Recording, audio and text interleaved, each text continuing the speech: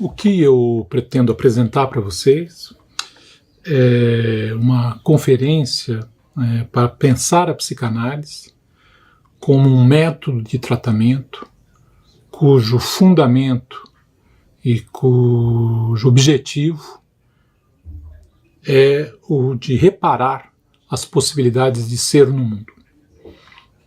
O título, então, da minha conferência é A Psicanálise como uma cura pela experiência. Como sempre faço, apresento um resumo daquilo que eu vou elaborar, daquilo que eu vou desenvolver, para que vocês tenham o quadro geral da minha análise e o quadro geral do meu raciocínio. Então, nesta conferência, procuro mostrar que a psicanálise pode ser entendida como um método de cura pela experimentação e reparação das possibilidades de ser no mundo. Para isto, analiso, em primeiro lugar, o sentido e o lugar da introdução por Winnicott da noção de ser na psicanálise, e em seguida analiso os diversos tipos de experiência de ser que ocorrem no processo de desenvolvimento, ou processo de desenvolvimento emocional do ser humano, como também indico essas experiências de ser como algo que vão aparecer no processo analítico, durante o método de tratamento psicanalítico. Então, e no método de tratamento psicanalítico, então, essas experiências não são só realizáveis ou reparáveis nas suas possibilidades, como também vão receber sentidos e significados, o que faz então com que a gente possa fazer uma articulação entre a psicanálise como uma cura pela experimentação com a psicanálise como uma cura pela palavra, como comumente se diz, articulando essas duas práticas no método de tratamento. Então vamos lá, esse é o quadro geral que eu quero apresentar para vocês.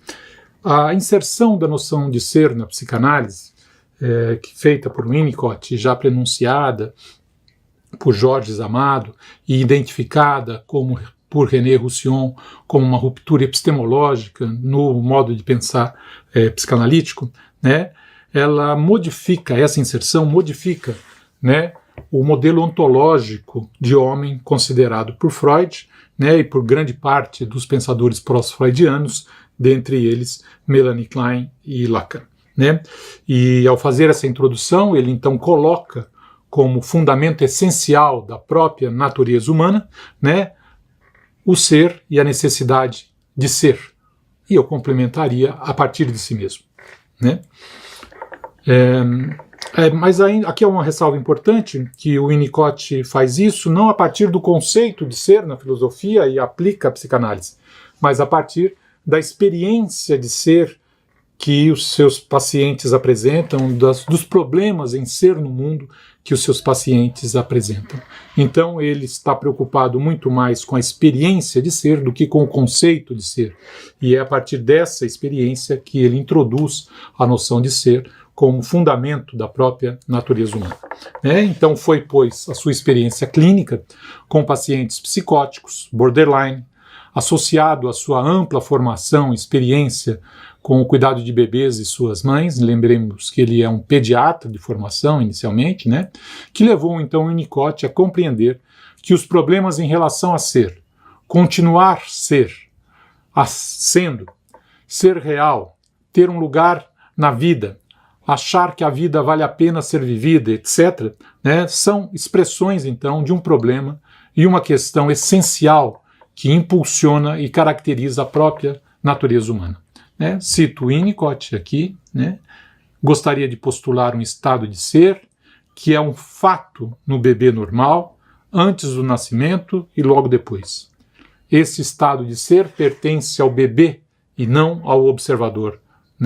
Nós não temos acesso direto a esse estado. E aqui a frase essencial: a continuidade do ser significa saúde. Ser é então sinônimo de saúde. E este ser, como sinônimo de saúde, é ser a partir de si mesmo, não constrangido pelo ambiente, não reativo às ações do ambiente, nem submetido ao ambiente, mas sim agindo a partir de um impulso que é sentido como próprio. Continua a citação de Winnicott, vocês vejam essa figuração dos círculos concêntricos, isso é extremamente importante, com uma expressão minimalista do próprio ser no mundo, né? Diz Winnicott. Se tomarmos como analogia uma bolha, podemos dizer que quando a pressão externa está adaptada à pressão interna, a bolha pode seguir existindo. Se estivéssemos falando de um bebê humano, diríamos sendo. Se, por outro lado, a pressão no exterior da bolha for maior ou menor do que aquela no seu interior, a bolha passará a reagir à intrusão.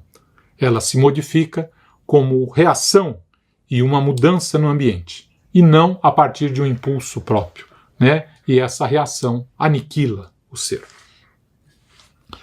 Então, quando ocorre essa situação onde o ambiente invade ou se afasta, né? Quando ocorre a situação acima descrita de sustentação, com o ambiente bolha externa sustentando o ser bolha interna, o sentimento de ser se realiza. No entanto, quando isto não ocorre, né, quando o ambiente falha na sua sustentação, então o ser é aniquilado. Cito Winnicott. Em termos do animal humano, quando ocorre essa invasão, essa não sustentação ambiental, então, em termos do animal humano, isto significa uma interrupção no ser, e o lugar do ser é substituído pela reação à intrusão. Cessada a intrusão, a reação também desaparece e pode então haver um retorno ao ser. Né? A questão é quando ocorre uma intrusão e quando ela permanece ali, e quais são os processos psicoterapêuticos para retirar esse tipo de intrusão. Ok? Muito bem. A necessidade de ser e a experiência de ser corresponde, empiricamente falando, à primeira e a mais simples das experiências. É assim que o Winnicott se refere à experiência de ser. Né? Ela corresponde à mais simples e fundamental das experiências, como também à própria direção e à essência do próprio desenvolvimento emocional. Mas, antes mesmo do surgimento da primeira experiência de ser, ou das primeiras experiências de ser, o Winnicott pergunta, cito, qual é o estado do indivíduo humano quando o ser emerge do interior do não ser? Onde fica a base da natureza humana em termos do desenvolvimento individual? Qual o estado fundamental ao qual todo ser humano, não importa a sua idade ou experiências pessoais, teria que retornar se desejasse começar tudo de novo? Né? Veja, com essa citação há uma introdução de uma questão filosófica, mas uma questão existencial fundamental. Né? O Winnicott se refere a uma primeira passagem do não ser para o ser, como sendo a passagem fundamental, a partir da qual será possível ter todas as outras experiências de ser. Né? Se nós olharmos para a teoria do desenvolvimento emocional de Winnicott, e vemos como ele explicita e analisa esse desenvolvimento, né? O que analisei de uma maneira mais detalhada no meu último livro, A Psicanálise do Ser, né? Nós temos diversas direções do desenvolvimento. Então, na sua teoria do desenvolvimento emocional, há uma série de referências indicando as linhas e as direções do desenvolvimento, que vão então do não ser para o ser, e ao final da vida com um retorno ao não ser. Essa é uma das direções. Uma outra direção, são modos de falar talvez da mesma coisa, né? Mas uma outra direção é de um estado de não estar vivo para um estado onde se está vivo, até o momento final em que deixamos de estar vivo. Né?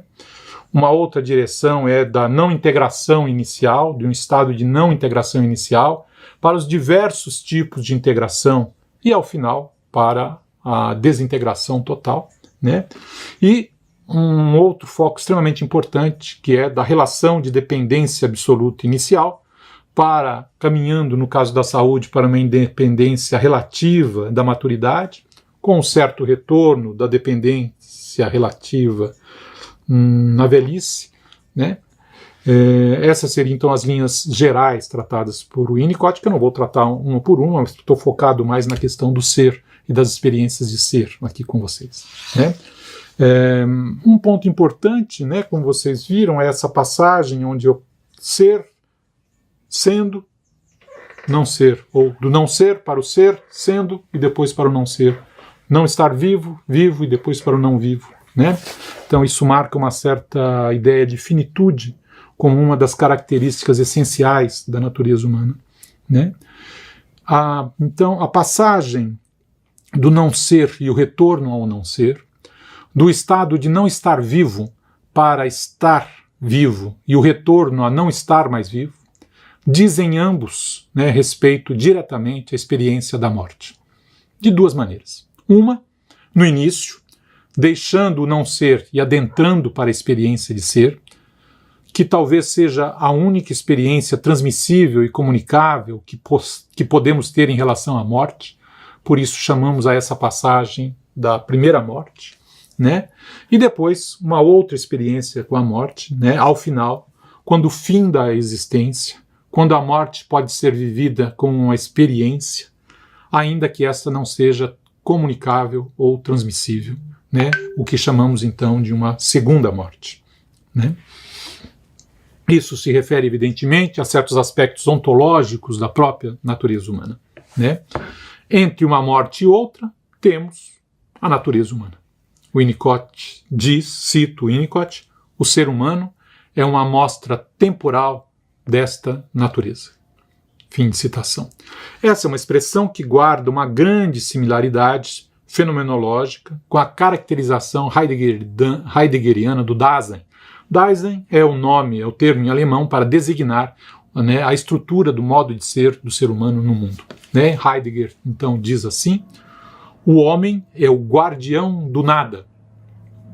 O nada que há antes de ser e o nada que há depois de ser, né? Evidentemente, isso tem uma proximidade grande com a máxima existencialista de que a existência precede a essência, né? Mas essas são questões filosóficas que não vou trabalhar com vocês, né? Fica só um apontamento para que a gente possa ver isso talvez num outro momento, né? Então, esta pergunta que o Winnicott faz, qual é o estado do indivíduo humano quando o ser emerge do interior do não ser, né, ele dá uma resposta imediata. Logo após essa pergunta ele responde, cito o Winnicott, no princípio há uma solidão essencial. Ao procurar esclarecer, isso não é muito claro, né? Eu vou tentar esclarecer para vocês o que é essa noção. Ao procurar esclarecer o que é a solidão essencial, o Winnicott o faz muito rapidamente, lá em Natureza Humana, no livro Natureza Humana, né? E ele se refere a isso dando dois sentidos à noção de solidão essencial, né? Conjugando dois sentidos, ou dois referentes factuais ou empíricos, por assim dizer, né? Para este fato ou conceito. Né? Não são bem factuais, né? Eu vou dizer quais são os dois sentidos da solidão essencial. Um sentido é metafísico ou ontológico, né? E o outro sentido é fenomenológico ou experiencial. Deixa eu explicar isso então um pouco para vocês. Primeiro sentido é essa passagem do não ser para o ser, né? Como que é essa passagem? Já que viemos do não ser, viemos da solidão essencial, esse não ser é a solidão essencial, mas o que isso quer dizer então inicialmente, né? Essa solidão essencial metafísica, por assim dizer, né? Ela diz respeito ao estado anterior ao estado de estar vivo, anterior ao estado de ser. Precede toda e qualquer existência empírica, né? Referindo-se então a um paradoxo. No não ser, antes de ser, o ser está sozinho, antes mesmo de ser. Realmente... se formos tentar entender em termos lógicos, só dentro da lógica do paradoxo, né, que podemos entender esse tipo de compreensão do que é a solidão essencial, né?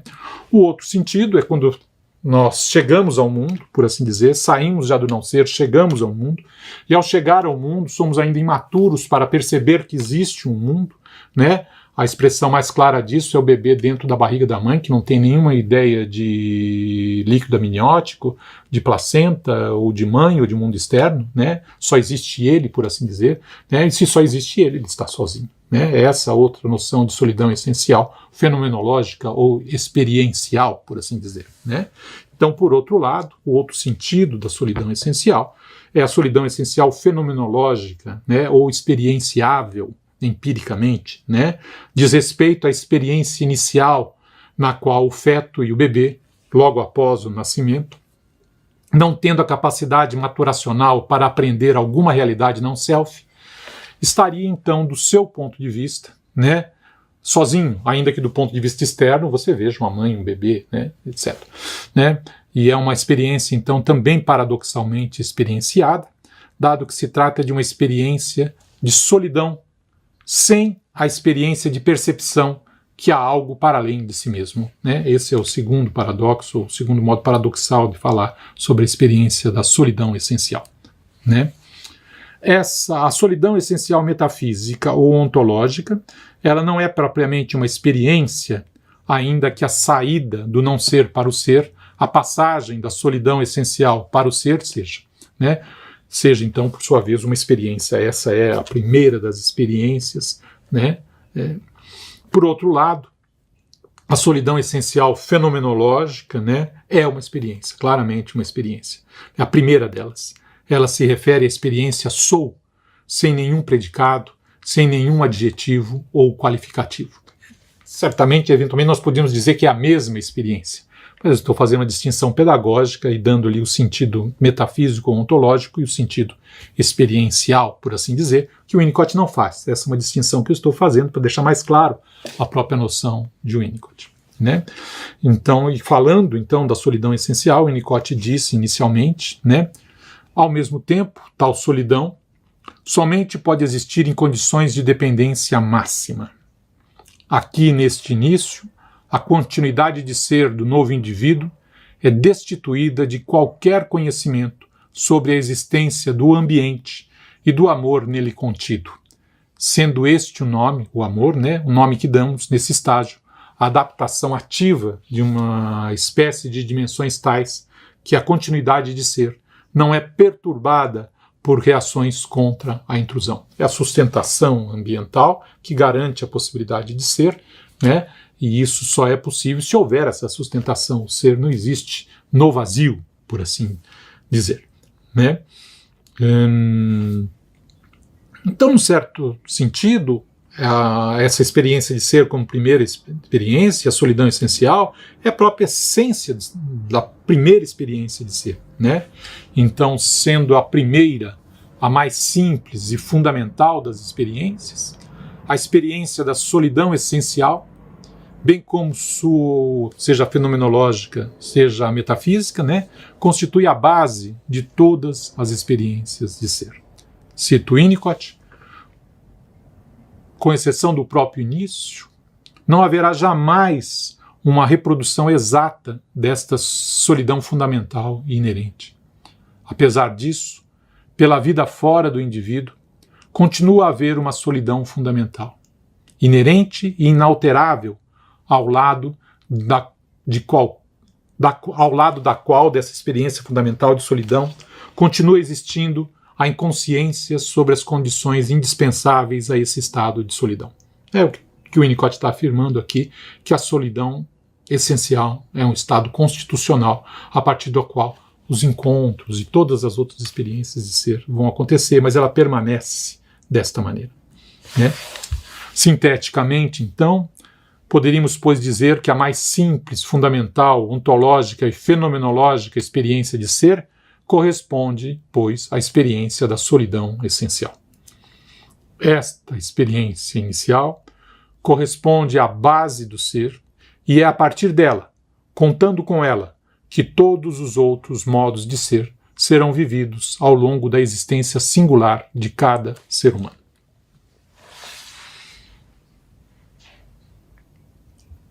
A necessidade de ser e a experiência de ser corresponde empiricamente e ontologicamente falando à primeira e mais simples de todas as experiências. Isso aponta para um paradoxo. Como é que o ser humano é sempre só, mas também faz parte da sua essência ser com o outro. Se por esse lado que eu estou indicando o ser humano tem esta solidão fundamental, essencial como seu fundamento, por outro lado, o ser humano é essencialmente ser com. Ele não pode se constituir a não ser da sua relação com o outro, aperceba-se ou não de si ou do outro. É por isso que somos reenviados, então, a mais um paradoxo na caracterização do que é o ser humano, né? Ele é, por um lado, sempre só, e por outro, sempre com o outro. O ser humano, a natureza humana, é, paradoxalmente, ser sempre só, sendo com o outro. Né? É esta formulação importante, né, da sua compreensão e entendimento do que é a natureza humana. Nós nos referimos a ser e a continuidade de ser como o elemento fundamental que constitui a saúde. Mas temos que esclarecer um pouco mais o que é esta noção de saúde. E ainda que nós tenhamos caracterizado de uma maneira um tanto quanto vaga ou muito genérica, que ser e continuar a ser sejam características da saúde, o ser humano passa por inúmeras situações em que há quebras na continuidade de ser. Sejam esporádicas, sejam de formas mais consistentes, estabelecendo-se como um padrão existencial, ou ainda se instalando-se como um problema existencial. Então precisamos agora caracterizar um pouco mais o que nós estamos chamando de saúde. Né? Caracterizemos, então, inicialmente, quais são as características, né? Vamos dizer quais são as características da saúde, cuidando para notar que essa noção de saúde apresentada pela psicanálise não é uma formulação normatizante, né? Nem moralista. Né? Nós vamos ver que a definição de saúde ela não se caracteriza por ser uma norma ou um padrão de comportamentos específicos que os indivíduos devem realizar. Né? Isso é importante de ser destacado. Né? O Winnicott, há uma discussão aí longa sobre como é que caracterizamos a saúde na psicanálise, como é que Freud caracteriza, que ela caracteriza de uma maneira metapsicológica, em Winnicott mais descritiva, em diversos autores não há uma noção de saúde, com aquela história somos todos neuróticos, mas esse é um outro tema, e eu vou caracterizar aqui alguns aspectos da saúde descritos por Winnicott, não em termos de comportamento, mas em termos de dinâmicas existenciais. Né? Então diz o Winnicott, caracterizando o que é a saúde: a vida de um indivíduo são, ou seja, saudável, se caracteriza mais por medos, sentimentos conflitantes, dúvidas, frustrações, do que pelos seus aspectos positivos. O essencial é que o homem ou a mulher se sintam vivendo sua própria vida, responsabilizando-se por suas ações ou inações, sentindo-se capazes de atribuírem a si o mérito de um sucesso ou a responsabilidade de um fracasso. Pode-se dizer, em suma, que o indivíduo saiu da dependência para entrar na independência ou autonomia, eu acrescentaria, relativas. Outros aspectos da saúde, podemos todos ir nos referindo no texto que vocês terão à sua disposição depois, temos todas as referências conceituais, né, seja em Winnicott, seja fora de Winnicott, sobre o que é essa noção, mas vou fazer aqui uma descrição empírica, ampliando essa noção de saúde, apoiado, evidentemente, no texto de Winnicott. Né? Então, também faz parte da saúde adaptar-se ao mundo sem perda demasia do senso de si mesmo e da espontaneidade, agir naturalmente, da mesma forma que um ator age naturalmente, viver criativamente, de uma maneira não submissa, dado que viver criativamente constitui um estado saudável e a submissão é a base doentia para a vida. Ter a capacidade de sentir-se deprimido. Mais ainda, poder cuidar de si e do outro. Ter a capacidade de reparar danos. Poder colocar-se no lugar dos outros. Ter a possibilidade de identificação com os bens culturais. E aqui é interessante, ser rico em termos de personalidade, em termos de possibilidades de expressar a si mesmo e de se comunicar. Isso é mais importante do que ter ou não ter sintomas, ter ou não ter certas manias ou certas necessidades que poderiam parecer exóticas ou que não fazem parte da normalidade. Isso não é o problema.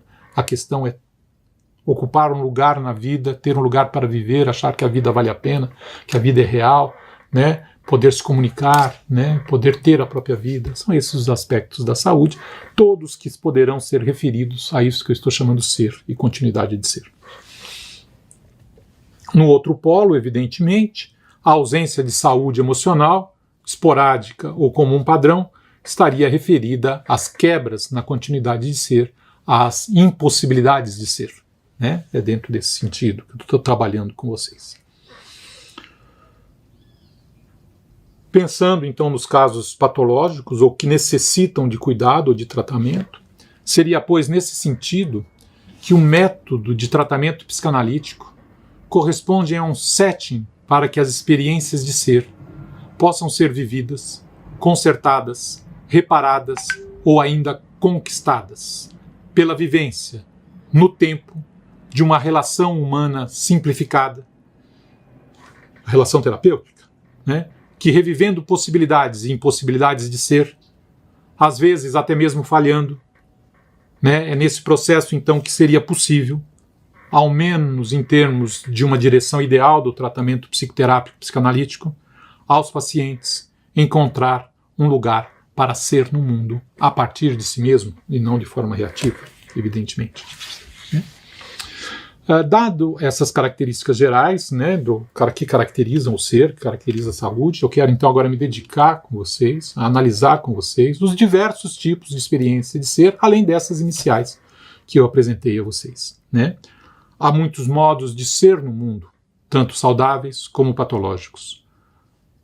Focando em quais seriam as experiências de ser saudáveis, ou seja, as que possibilitam ser no mundo a partir de si mesmo, com o outro, sem perda em demasia da espontaneidade, encontrando, realizando a si mesmo e o outro, podemos elencar alguns tipos de relação mais ou menos estruturais que caracterizam, então, a dinâmica e o tipo de experiência vivida nesta direção, traçando um quadro geral, certamente não exaustivo, né, sobre os diversos tipos de experiência de ser.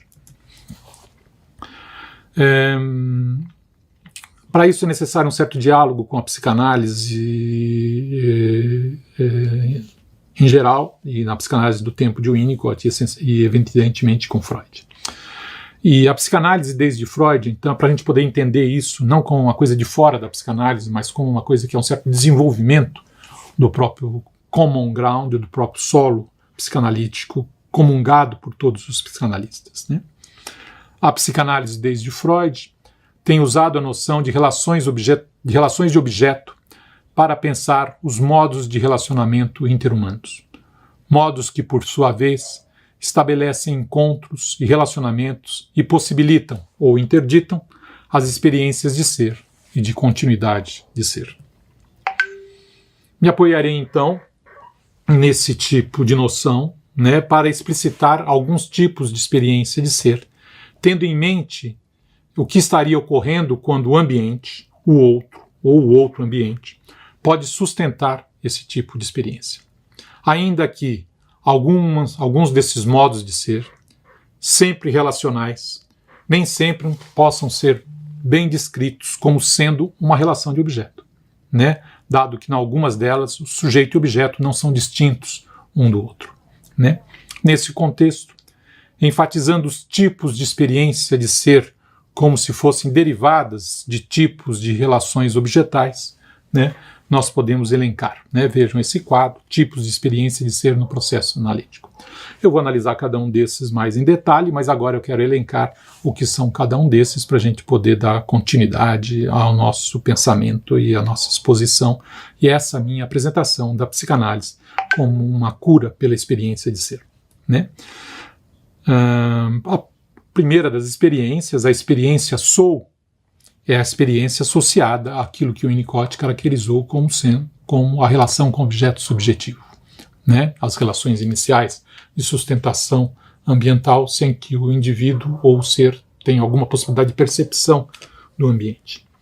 Depois, um outro tipo de experiência, que seria a experiência sou com, né, associada à dinâmica, àquilo que acontece com os fenômenos e objetos tradicionais. Em seguida, com um outro tipo de possibilidade, é a experiência sou diferente de, né, associada ao momento que ocorre, então, a conquista da unidade do sujeito psicológico. Ele começa a se relacionar com o mundo, inicialmente na distinção eu, não eu, relações a dois corpos, e depois seguindo com isso, com uma maior integração, percebendo o mundo de uma maneira mais complexa ou mais diferenciada, né? Percebendo que o mundo tem outros e esses outros ainda são diferentes entre si, ou seja, entrando no quadro das relações a três corpos, se vocês quiserem, né? É nesse momento em que eu chego então a ter a possibilidade de um outro tipo de experiência, aonde o sou pode receber predicados: sou homem, sou mulher, sou inteligente, sou engenheiro, sou psicanalista, sou filho de, e etc. Né? É o momento em que nós temos a experiência sou predicável, por assim dizer, né? E, por fim, a experiência que talvez percorra todas essas com uma certa essência do próprio modo de ser da natureza humana, sou finito. Né? As coisas, não só eu sou finito, como as minhas coisas e as minhas relações são finitas. Né?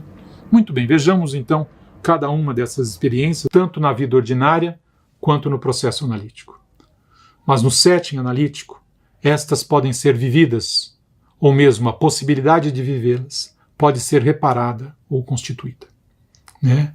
E essas experiências, então, são vividas num ambiente seguro, controlado, com parâmetros que garantam confiabilidade, previsibilidade e,